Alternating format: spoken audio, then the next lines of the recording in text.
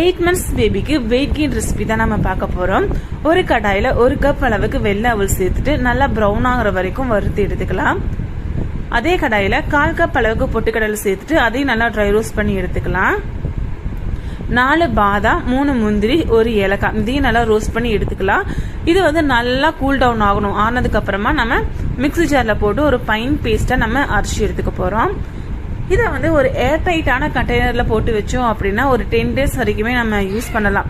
இது பாத்தீங்கன்னா weight gain ஆகிறதோட நமக்கு ரொம்பவே டிராவல் ஃப்ரெண்ட்லியாவும் இருக்கும். இது ப்ரிப்பேர் பண்றதுக்கு சுடுதண்ணி மட்டும் இருந்தாலே போதும். நமக்கு தேவையான அளவுக்கு பவுடர் எடுத்துட்டு அதுக்கு தேவையான சுடுதண்ணி ஊற்றி நல்லா மிக்ஸ் பண்ணோம் அப்படின்னா நமக்கு இந்த ஃபுட்டு ரெடி ஆயிரும். நம்ம சுடுதண்ணி ஊற்றினோம் அப்படின்னா இந்த மாதிரி லிக்விடா தான் இருக்கும். ஒரு 5 நிமிஷம் வச்சிருந்தோம் அப்படின்னா நல்லா திக்கான ஒரு கன்சிஸ்டன்சில கிடைக்கும். இது குழந்தைங்களுக்கு கொடுத்தோம் அப்படின்னா நல்லா என்ஜாய் பண்ணி சாப்பிடுவாங்க.